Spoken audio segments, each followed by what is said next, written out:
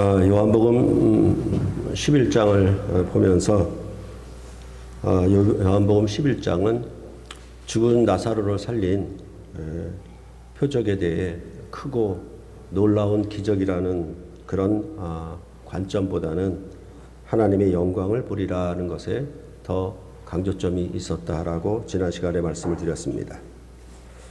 물론 그 하나님의 영광은 믿음으로 본다라는 것이었습니다. 그런데 그 믿음은 미래만을 위한 것이 아니라 현재의 우리에게 그 믿음으로 인한 생명을 말하는 것이라고 말씀을 드렸습니다.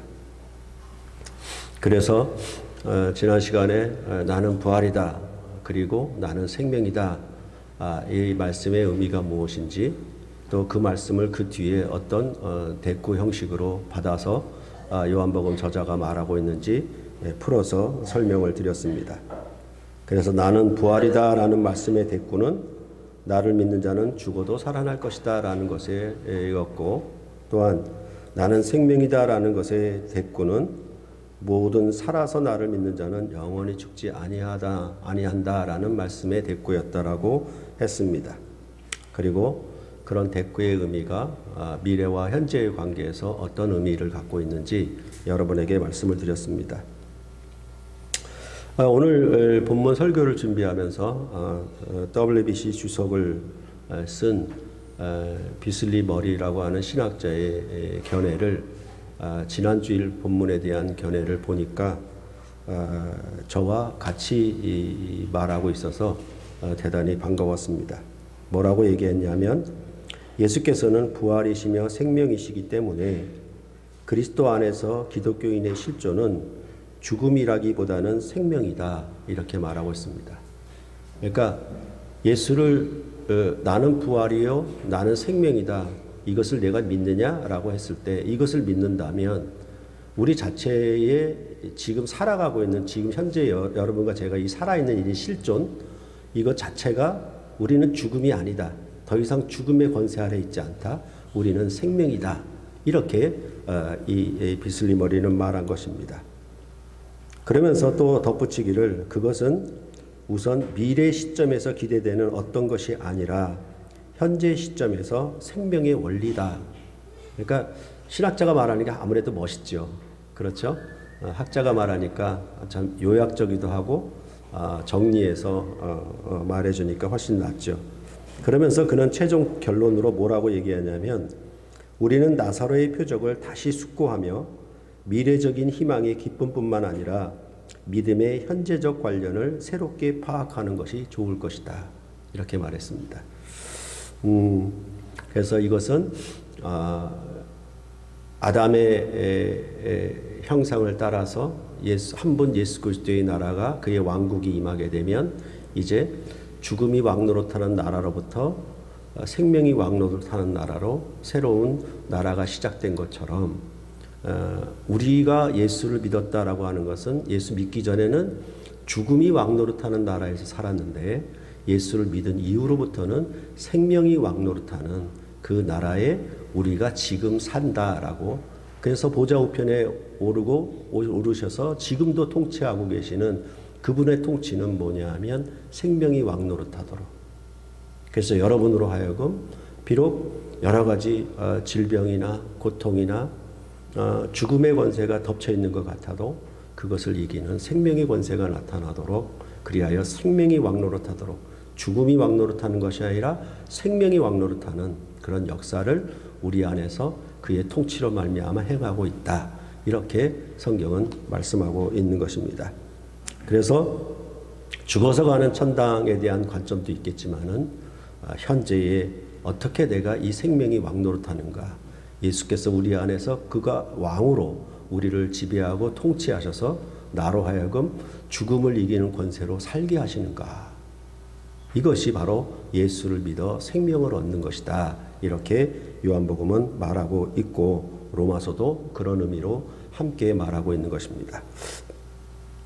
그런데 비록 그 내용과 결과에 있어서는 서로 저와 같지만은 그것을 증거하는 방식은 논리적 전개라 그럴까요? 그런 점에 있어서는 좀 차이가 있습니다. 그 차이는 뭐냐 하면 언약 역사, 즉 구속사가 반영이 되어 있지 않다는 것이죠. 그래서 나는 부활이요, 나를 믿는 자는 죽어도 살 것이요라고 하는 것은 구약적 믿음이고, 이제 그것보다 더 큰 일을 나타내셔서 살아서 나를 믿는 자는 영원히 죽지 아니라고 하는 나는 생명이요라는 것은 이제 새 출애굽에 관한 이보다 더 큰 새 일의 구원에 관한 말씀이었다. 그렇게 말씀을 해서 이제 구약적 믿음을 마르다와 마리아가 가졌던 구약적 믿음을 이제 신약의 믿음으로 성취한 것을 얘기해 줘야 성경이 요한복음 저자가 말하는 이보다 더 큰 일을 보리라 했던 그런 말씀을 따라서 바르게 증거하는 것이 됩니다. 그렇기 때문에 구속사적인 증거가 얼마나 중요한지 여러분은 다시 한번 되새기면 좋겠습니다. 그래서 성경 전체가 말하는 언약적 성취, 역사적 성취, 이 점을 반드시 반영을 해야 성경 저자가 말하는 그런 관점들을 우리가 바르게 증거한다라고 할 수 있겠습니다. 이런 것들을 보면은 우리가 이렇게 물을 수가 있죠. 예수를 믿으십니까? 이 말은 뭐냐 하면 예수를 믿으니 지금 생명이 왕노릇하고 있습니까? 라는 것이죠. 그러니까 예수를 믿어서 나중에 천당감을 믿습니까? 이게 아니고 예수를 믿었으니 그 즉시 그 후로부터 지금 생명이 왕노릇하고 있습니까? 라는 말과 같은 것이죠. 그게 성경이 말하는 구원입니다. 그렇지 않다면 믿음으로 하나님의 영광을 보지 못하고 있는 것입니다. 예수를 믿어 그 이름을 힘입는 생명 곧 영생이 없다라는 의미가 되는 것입니다. 오늘 설교 본문은 죽은 나사로를 살린 표적에 대한 결과로 그 반응을 말하고 있습니다. 보통 요한복음에서 이제까지 예수님의 표적과 또한 예수님의 가르침에 대한 반응이 어떻게 나왔냐면 그 표적과 가르침을 보고 들은 무리 가운데 서로 분쟁이 일어나는 것이었죠.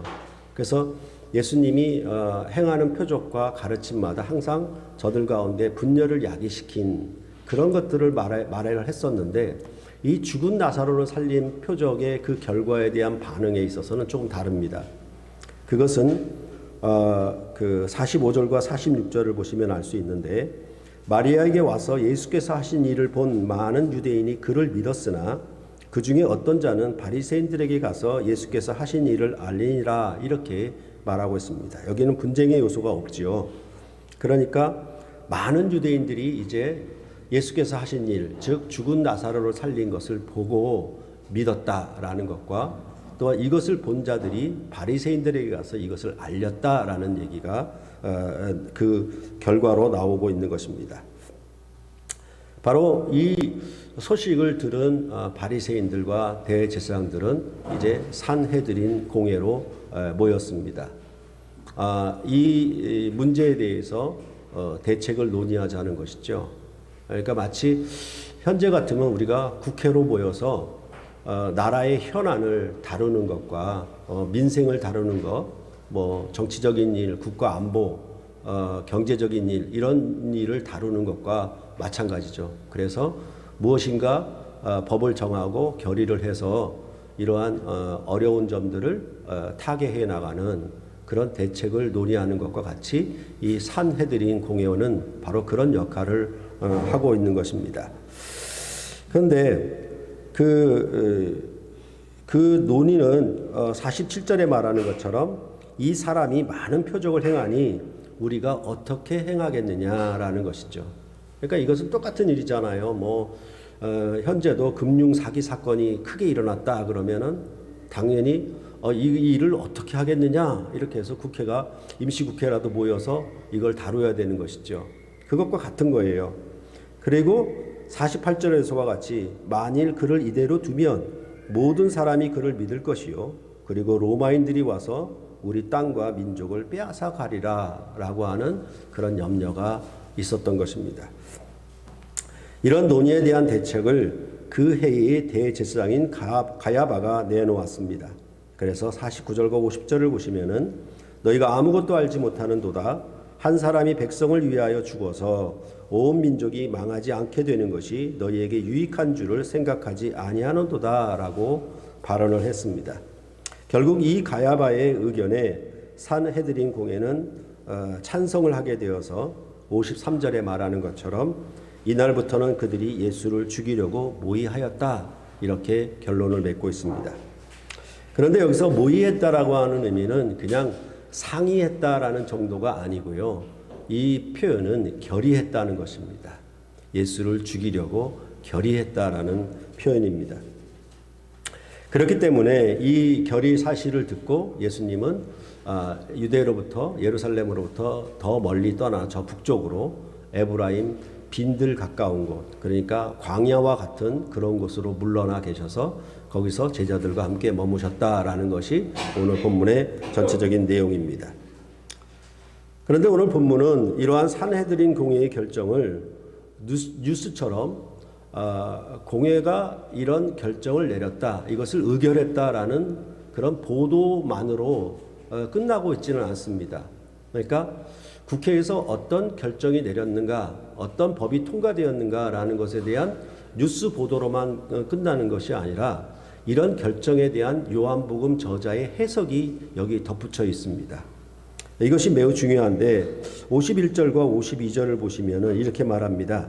이 말은 스스로 함이 아니요 그 해의 대제사장이므로 예수께서 그 민족을 위하시고 또 그 민족만 위할 뿐 아니라 흩어진 하나님의 자녀를 모아 하나가 되게 하기 위하여 죽으실 것을 미리 말함이로라. 이렇게 요한복음 저자가 이 가야바와 공회의 결정에 대한 해석을, 가야바의 이 발언에 대한 해석을 덧붙여 주고 있는 것입니다.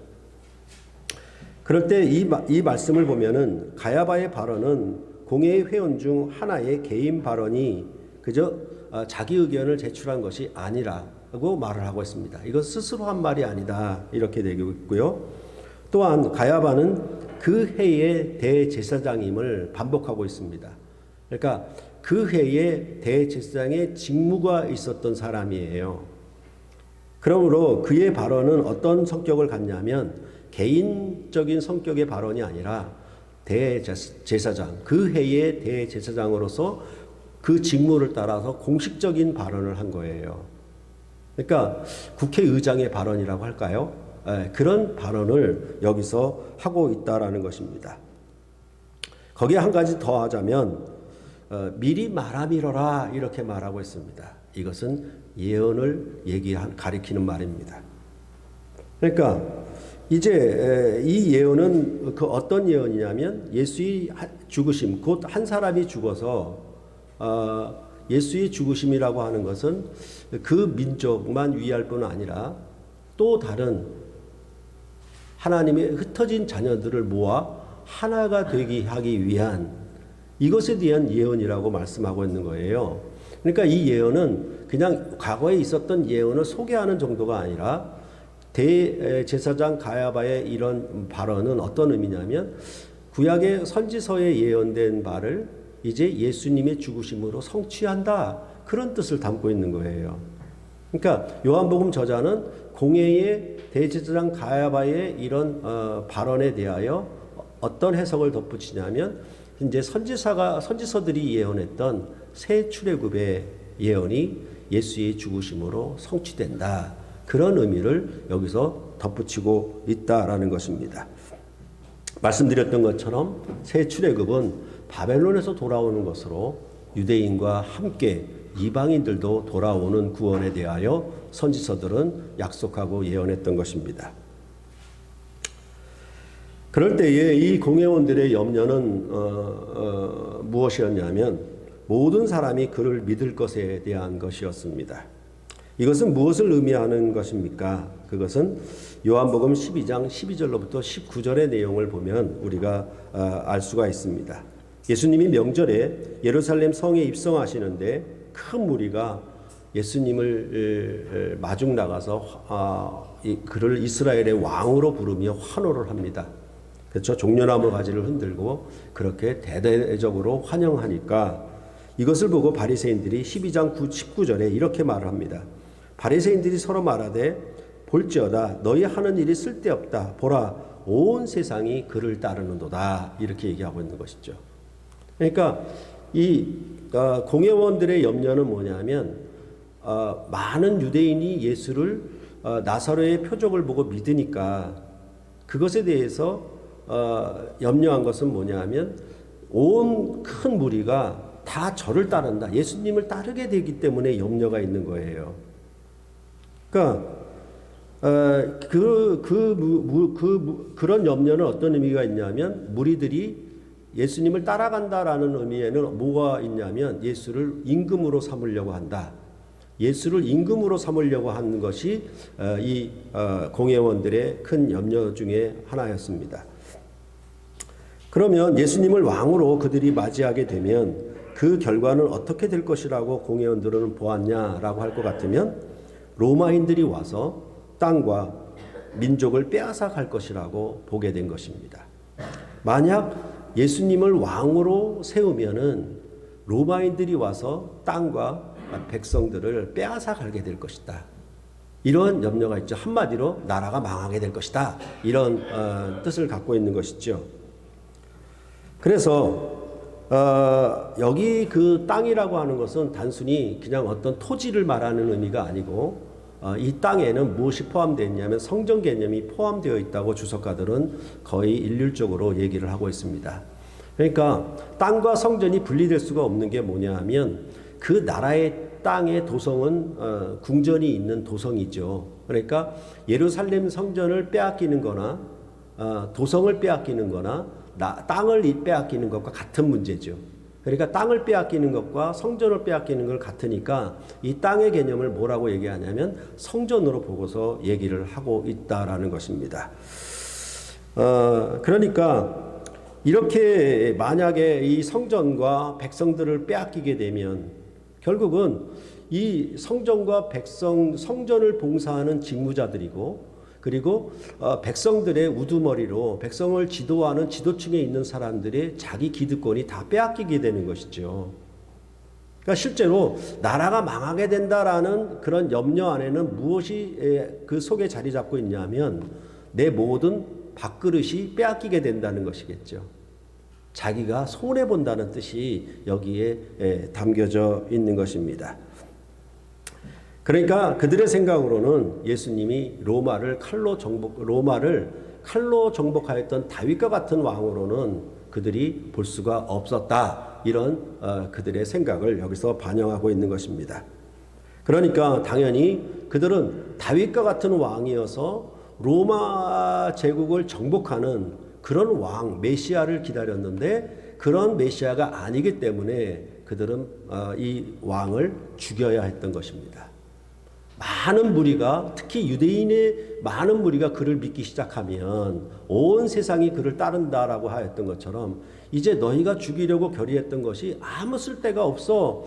저렇게 많은 무리가 따르고 있지 않냐. 이렇게 스스로 자기들끼리 얘기하였던 것처럼 이 왕을 세우게 되면은 우리가 어떤 불이익을 당하게 되는가 그런 거에 대한 염려가 매우 컸던 것입니다.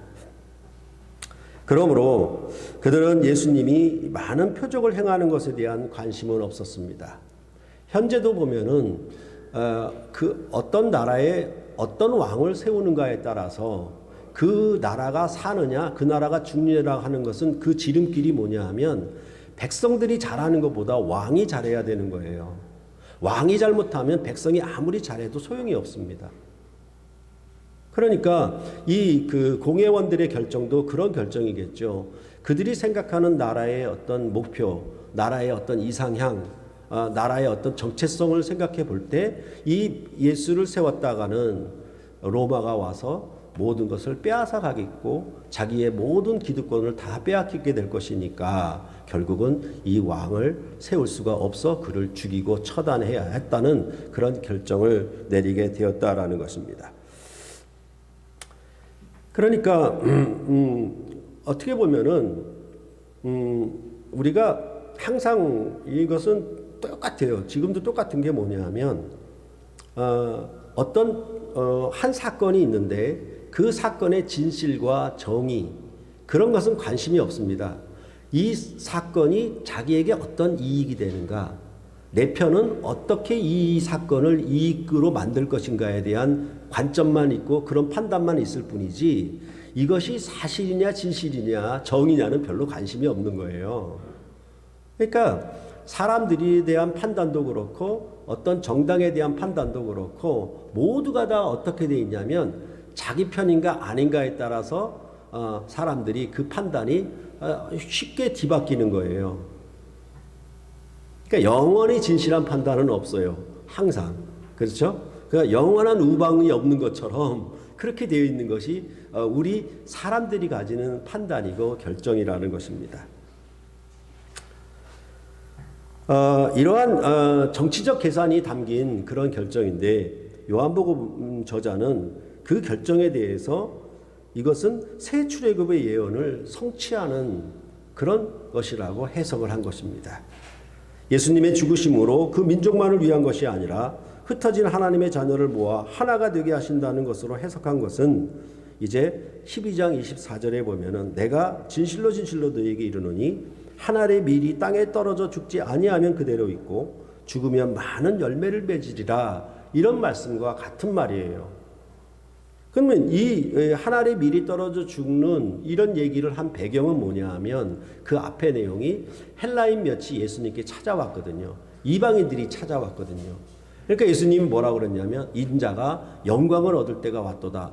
그 인자가 영광을 얻는다라고 하는 그 때는 뭐냐면 예수님이 죽으심을 가리키는 거거든요.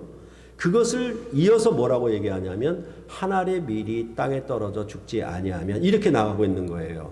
그러니까 지금 예수님의 죽으심을 가야바가 예언을 성취하는 것으로 말한 것처럼 예수의 죽으심은 그 민족만 위할 뿐만 아니라 또한 흩어진 하나님의 자녀를 모아 하나가 되게 하려 합니다라고 말을 해서 이제 유대인과 이방인이 함께 하나가 되는 그런 새로운 출애굽의 역사가 일어날 것이라고 말한 것과 같다라는 것입니다. 그래서 그 대제사장이 스스로 한 말이 아니라 그 해의 대제사장으로 공식적인 직무를 따라 한 말이라고 하는 것은 이제 대제사장으로서 예수님을 유월절 어린 양으로 바치는 드리는 제물로 드리는 그런 발언이 되는 것입니다. 지난 시간에 예수님이 나는 부활이다 그리고 나는 생명이다라고 말씀하신 것을 죽음의 권세로 벗어나 생명이 왕노릇한 나라임을 뜻한다라고 말씀했습니다. 그 말은 뭐냐면 이제 애굽의 통치 바로 왕의 통치하에 살다가 애굽에서 벗어나 출애굽하여 여호와 하나님께 속한 백성으로 이스라엘 백성이 구원을 얻을 때 그들은 그 시작이 뭐였냐면 유월절이었거든요. 그 유월절이 어떻게 나왔냐면 어린 양을 잡음으로 나왔던 거거든요.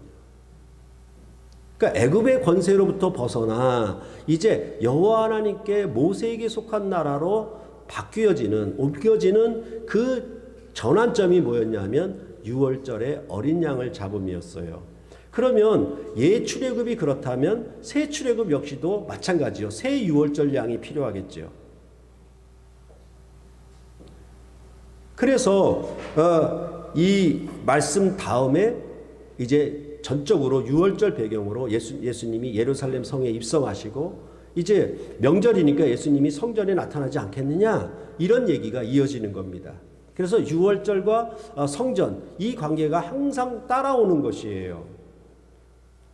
그렇기 때문에 이제 나는 부활이요 생명이다라는 말씀은 어떤 의미냐면 이제 더 이상 죽음의 권세가 왕노릇하지 않는다. 생명이 왕노릇하는 그 나라에로 우리가 속해 있겠다. 그 나라로 우리가 옮겨왔다.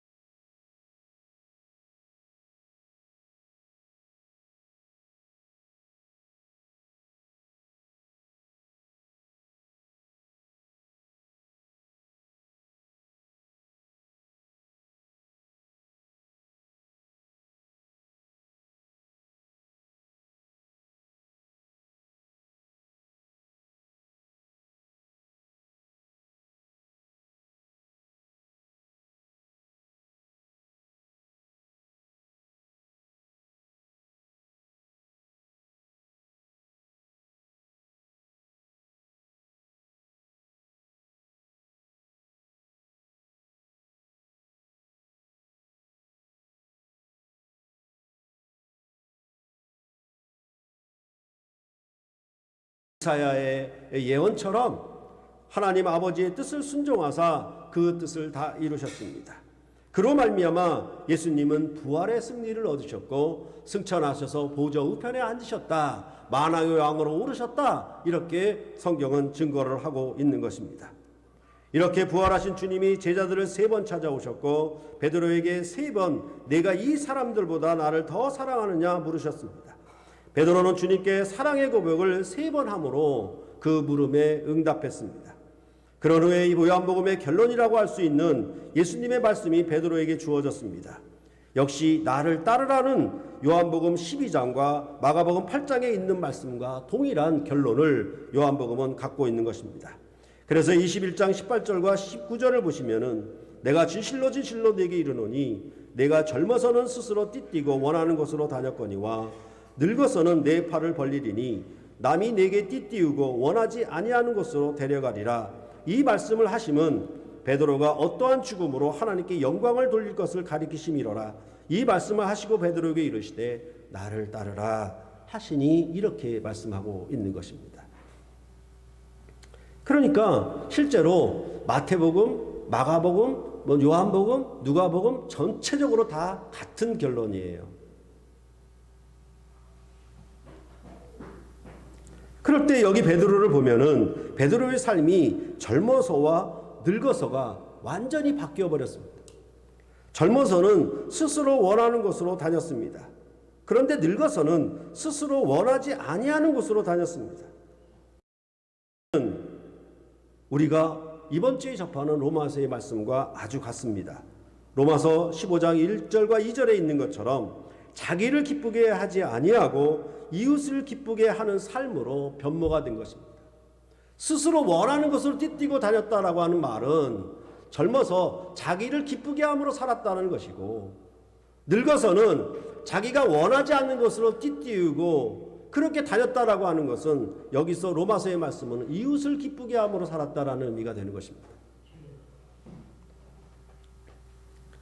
예수를 믿어 의롭게 된 것은 믿어 의인이 된 것은 예수의 가르침으로 사는 자가 되어 즉 새 언약을 따라 사는 자가 되어 주님께서 자기를 기쁘게 하지 아니하신 것처럼 우리도 자기를 기쁘게 하지 아니한 삶을 살아감으로 그분의 의의 통치 즉 이 새 언약의 통치를 우리가 받고 있으므로 우리는 그리스도인이요 그리스도에게 속한 백성이요 하나님의 새로운 나라의 백성이라고 그렇게 성경은 말씀을 하고 있는 것입니다.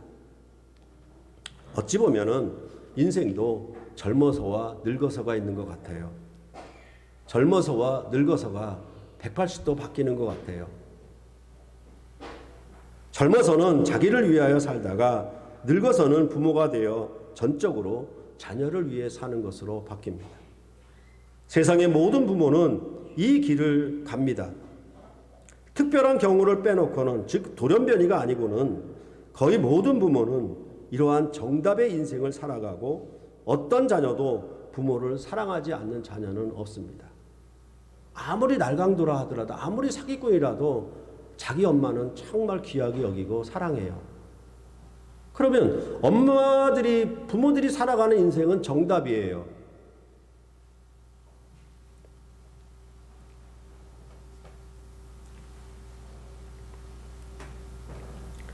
그런데 요즘 세대는 참으로 악하여 결혼해서도 자식을 낳지 않고 자기 기쁨만을 위해 살겠다고 결심을 합니다. 부모가 자식을 위해 스스로 원하지 아니하는 길을 가는 것이 순전히 고생뿐이라고 생각을 합니다. 젊어서든 늙어서든 자기 원하는 길로만 다니겠다는 뜻입니다. 이런 세대는 부모가 자기 생명을 버려서 자식을 사랑함이 어떤 기쁨인지 전혀 알지 못합니다. 자식에게 받는 것보다 자식에게 조그마한 것 하나라도 더 주는 것이 부모에게 큰 기쁨이라는 것을 알지 못합니다. 스스로 원하는 곳으로 다니는 기쁨과 스스로 원하지 아니하는 곳으로 다니는 기쁨의 차이를 전혀 생각하지 못하고 있는 것입니다. 부모의 전적인 희생을 통해 자식이 그만큼 상상한 것을 보지 못하고 그저 경제적인 잣대로만 그 삶의 이익으로만 계산을 하고 있는 것입니다. 자기 밥그릇 계산하고 있는 것이죠. 내 인생의 밥그릇을 생각하고 있는 거예요. 그러니까 실제로는 이런 모든 이 젊은 세대의 판단들은 어떤 의미냐면 실제로는 공회원들의 판단과 같은 거예요. 이 세상을 미워하는 것이냐, 이 세상을 미워하지 않는 것이냐, 자기 생명을 미워하는 것이냐, 자기 생명을 사랑하는 것이냐, 거기에 항상 그 관점이 걸려져 있는 것입니다. 물론 요한복음에서 베드로의 젊어서는 부활하신 주님을 뵙고 사랑을 고백을 하기 전입니다. 그리고 베드로의 늙어서는 부활의 주님을 뵙고 사랑의 고백을 한 후일 것입니다. 이것은 우리 신자들에게 예수 믿기 전, 예수 믿은 후와 같은 것입니다. 여러분과 저도 젊어서와 늙어서가 있습니다. 여러분과 저에게도 젊어서와 늙어서의 삶의 방향이 180도 전환된 그런 역사적 계기가, 사건이 있었을 것입니다. 그것을 바로 성경은 뭐라고 얘기하냐면 성령을 받기 전, 성령을 받은 후 이렇게 말씀하고, 요한복음 3장은 니고데모에게 거듭났느냐 거듭나지 않았느냐 이런 방식으로 말을 하고 있는 것입니다. 그러니까 이런 것은 사실은 나이가 젊어서냐 나이가 늙어서냐의 차이가 아닙니다. 앞서 말씀드린 것처럼 베드로가 부활의 주님을 만나고 그를 사랑으로 영접해서 자기 왕으로 삼아 그를 따르는, 늙어서 팔을 벌려 주님을 따르는 새로운 삶으로 변모되었던 것처럼 예수 믿는 신자들은 바로 이러한 변모가 자기 삶에 180도 바뀌는 방식으로 오게 되어 있는 것입니다. 마치 부모들이 젊어서는 자기가 원하는 곳으로 다녔지만 부모가 되어서는 자식이 원하는 곳으로 달려가요. 근데 그게 고통이냐, 그게 고생이냐, 그게 피곤이냐, 그게 절망이고 그게 손해냐, 그런 계산이 안 돼요. 뭐냐 하면 도리어 기쁨이 넘칩니다. 자기를 위하여 스스로 기쁨을 추구했던 젊어서의 삶보다 늙어서 자녀를 위하여 하나라도 더 주는, 정말 내게 있는 거 하나라도 더 주고 싶어하는 그것이 기쁨이에요. 이것이 인생의 참 기쁨이 아니겠습니까? 그것을 성경은 이렇게 말을 하고 있는 것입니다. 그래서 여러분과 저의 젊어서와 늙어서는 결국 뭐냐 하면 그 삶이 자기 양을 먹이느냐 아니면 주님의 양을 먹이느냐의 삶으로 변모되는 것에 있습니다. 이것을 마태복음의 언어로 바꾸면 너희는 먼저 그 나라와 의를 구하라는 말씀과 같습니다. 그리하면 이 모든 것을 너희에게 더하시리라. 내일 일은 염려하지 말라. 내일 일은 내일 염려해라. 이렇게 말씀하고 있는 것이 바로 마태복음 산생수훈의 말씀인 것입니다. 이것은 무슨 뜻이냐면 주님의 가르침이라고 하는 것은 그냥 선생님이 제자들을, 학생들을 가르친다라는 그런 티칭의 의미가 아니고, 가르침은 토라, 곧 언약이라고 말씀을 드렸습니다. 이 언약을 따라가는 것이 주님을 따라가는 것이죠. 가르침을 따라가는 것이죠. 즉 새 언약을 따라가는 것입니다. 그것은 이 새 언약을 세우신 분이 자기를 기쁘게 하지 아니하고 이웃을 기쁘게 함으로 자기 영광과 권리와 모든 권세를 다 버리시고 죄인들 여러분과 저를 위하여 하늘 영광 보좌를 버리시고 이 땅에 오셔서 사람의 몸을 입고 인자로서 그는 모든 고난과 죽음을 맛보시고 그렇게 하나님 아버지의 뜻을 이름으로 그는 하늘의 구원, 새 출애굽의 구원을 이루셨다. 그렇게 말씀하고 있습니다. 그래서 예수의 죽으심은 그 민족만 위할 뿐만 아니라 흩어진 하나님의 자녀를 모아서 하나가 되는, 즉 유대인과 이방인이 차별이 없는 온전한 화평의 나라를 이루시는 그 영광의 그리스도의 메시아의 사역이었다. 이렇게 요한복음은 가야바의 대제사장적 발언을 해석을 하고 있는 것입니다. 그러므로 언약을 지키는 자에게는 복을, 언약을 지키지 않는 자에게 저주를 선언하는 것은 구약과 신약의 공통사항입니다. 여러분이 주님의 양을 먹이는 일에 그것이 그냥 누가 해서 누가 하라 이런 의미가 아니고 그것이 기쁨이 됩니다. 나를 위해 먹이는 것보다, 나를 위한 기쁨보다 스스로 원하는 것으로 젊어서 다녔던 것보다 이제 어찌된 셈인지 내가 이제 자기 양, 자기 가족, 자기 자녀들만이 위한 것이 아니라 하늘 가족을 섬기는 일에 눈을 뜨게 되고 하늘 가족 섬기는 일에 기쁨이 되는 놀라운 변모가 180도의 변모가 일어나는 것. 그것이 뭐냐? 예수 믿은 후다 이렇게 말씀하고 성령 받은 후다 이렇게 말씀하는 것이 바로 성경의 말씀인 것입니다. 이것을 통해서 하나님은 이러한 헌신, 주님의 양을 먹이는 일에 이 모든 것을 더하시리라. 이렇게 말씀하고 있는 것입니다. 이러한 일에 여러분이 함께 하셔서 이제 주님을 양을 먹이는 일에 내 양을 먹이라라고 명령하셨던 이 베드로에게 하신 명령은 곧 교회에게 하신 명령이고 여러분과 저에게 하신 명령입니다. 이 일에 정말로 기쁨이 되시길 원합니다.